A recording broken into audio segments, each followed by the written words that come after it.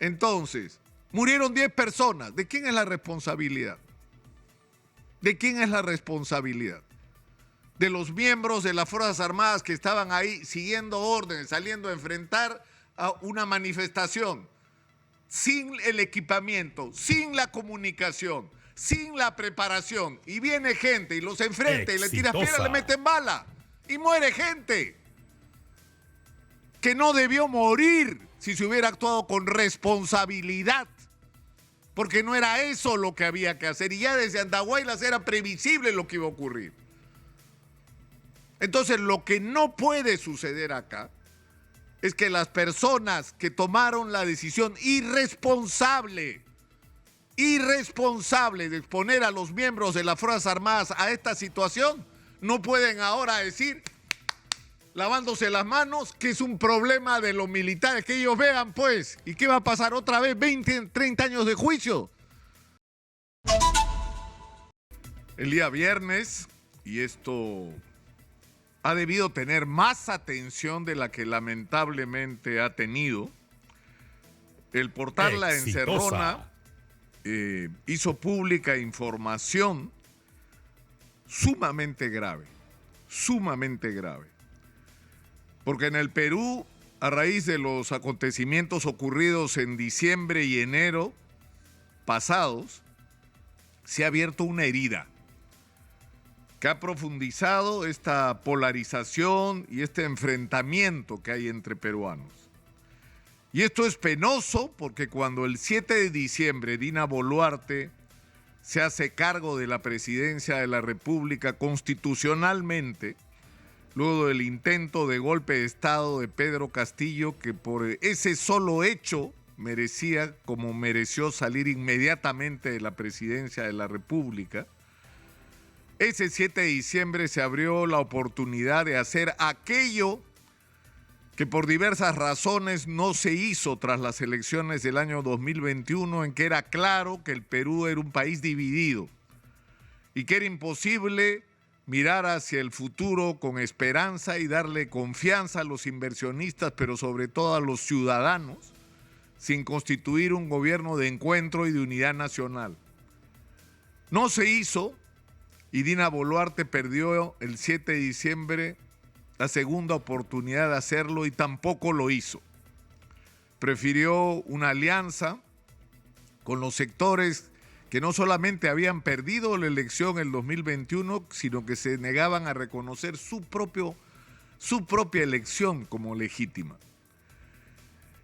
Y tomaron la decisión de confrontar con aquellos que se opusieran de una manera violenta, porque fue una decisión política, un discurso de encuentro, de apertura, de convocatoria, a través del Acuerdo Nacional o de lo que fuera una reunión entre las diferentes fuerzas políticas y sociales del país, para buscar juntos cómo enfrentar un proceso de transición tan complejo como el que teníamos delante. Hubiera sido preferible en términos de resultados a la opción de la confrontación violenta contra todo aquel que se opusiera a las pretensiones de la manera como Dina Boluarte quería enfrentar esta situación. Y por supuesto del otro lado habían los que no querían ningún entendimiento, como siempre, ¿no? Y que querían aprovechar el descontento, la molestia, el resentimiento, el fastidio de un sector de la sociedad que se siente permanentemente excluido y que lo único que querían algunos era convertir esa molestia, ese descontento en motivo para la confrontación, el enfrentamiento y la violencia. Y el problema es que la decisión que se tomó fue equivocada. Y bajo el título de que lo que teníamos al frente era una especie de asonada terrorista con financiamiento internacional y de todas las actividades ilegales imaginables, se enfrentó como enemigos de la patria a quienes salieron a protestar. Y se hizo en las peores condiciones. Y la revelación del portal La Encerrona es sumamente grave. Primero, porque se tomó la decisión de que las Fuerzas Armadas, como se le advirtió a la señora Dina Boluarte y Alberto Tarola, en ese entonces ministro de Defensa. Era un error poner a las Fuerzas Armadas a enfrentar la protesta social, porque no era su función, porque no estaban entrenados para eso. Exitosa. Porque poner a las Fuerzas Armadas o a miembros de las Fuerzas Armadas frente a una protesta, una manifestación que por momentos podía tomar visos de violencia, sobre todo considerando que podía haber infiltrados en las mismas, iba a resultar inevitablemente en la muerte de personas. Porque un miembro del ejército peruano, por ejemplo, enfrentado a un manifestante que le tira piedras, agarra su fusil y dispara, porque es lo que sabe hacer, porque es para lo que fue entrenado, no para disolver la protesta social. Y lo que ha revelado el portal La Encerrona se llama Informe Operativo de Acciones Militares, que es un reporte de 500 páginas dirigido al comandante general Jesús Vera y Pensa, y donde, entre otras cosas, el teniente Carlos Núñez afirma que la patrulla que comandaba no tenía equipos contra motines o disturbios civiles y que en consecuencia el personal salió con uniforme Unipat, birrete, fusil Galil, de dotación no diseñados para hacer frente de manera eficiente a las manifestaciones violentas. Es terrible lo que dice el informe. No diseñadas para hacer frente de manera eficiente a manifestaciones violentas que agredieron a las fuerzas del orden con piedras, avellanas dirigidas, bombas molotov y otros. Dentro del equipamiento de la Segunda Brigada de Infantería no se dispone de un sistema de comunicación, pero escuchen esto, ¿ah? No se dispone de un sistema de comunicación que facilite al comando y control, el comando y control Exitosa. oportuno y eficiente de la fuerza en todos sus niveles.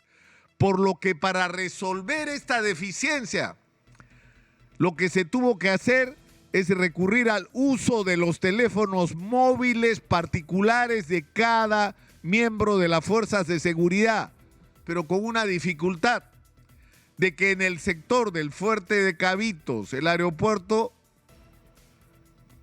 o sea, la señal de telefonía, y en el aeropuerto la señal de la telefonía estaba bloqueada.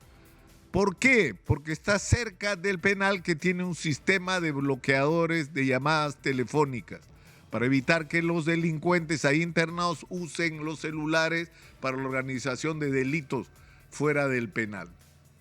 Es decir, no tenían equipos para enfrentar, es decir, todo lo que se supone que deberían tener, o sea, armas no letales, cascos, escudos, protectores de rostro, piernas y brazos, borceguís con puntos de acero. Describen lo que debieron tener que no tenía. Es decir, salen con armamento militar. Salen, además, sin comunicación, porque como no tienen equipos de comunicación, entonces tienen que hacer uso de los celulares en una zona donde no funcionan los celulares. ¿Y esto qué supone? Que lanzas a los militares a la calle a enfrentar la protesta en las peores condiciones. En las peores condiciones. Entonces, murieron 10 personas. ¿De quién es la responsabilidad? ¿De quién es la responsabilidad? De los miembros de las Fuerzas Armadas que estaban ahí siguiendo órdenes, saliendo a enfrentar a una manifestación sin el equipamiento, sin la comunicación, sin la preparación, y viene gente y los enfrenta y le tira piedra, le meten bala y muere gente que no debió morir si se hubiera actuado con responsabilidad, porque no era eso lo que había que hacer, y ya desde Andahuaylas era previsible lo que iba a ocurrir.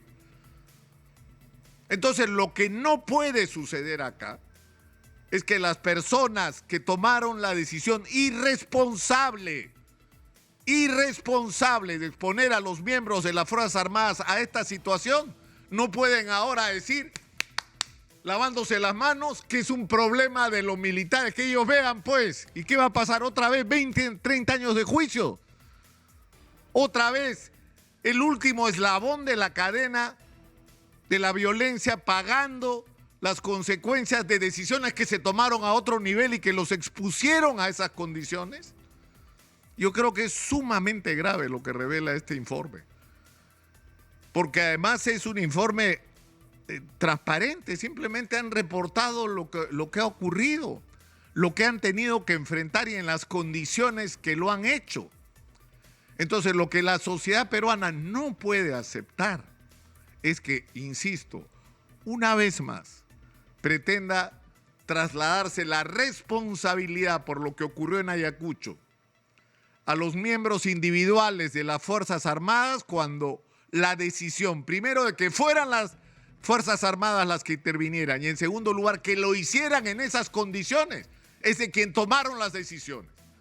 Y por lo tanto, esta investigación y la responsabilidad sobre estos muertos tiene que recaer no sobre aquel que disparó solamente, sino a aquel que ordenó que estuvieran ahí, abriendo la posibilidad de que dispararan en las condiciones en las que estaban.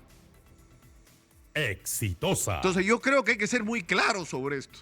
Y el Ministerio Público tiene que actuar con la mayor severidad si queremos restablecer un clima de armonía y de entendimiento entre los peruanos. No puede haber impunidad con respecto a una situación de esta naturaleza y tenemos que aprender la lección.